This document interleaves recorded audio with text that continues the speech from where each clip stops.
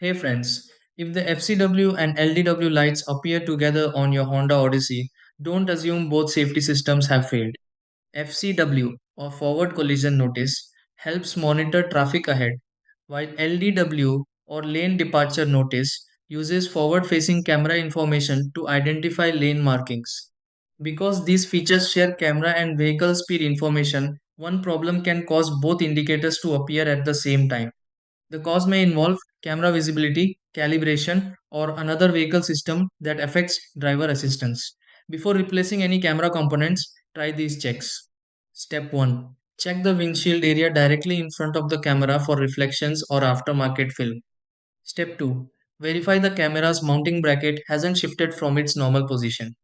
Step 3. Check whether the FCW and LEW settings are enabled in the vehicle menu.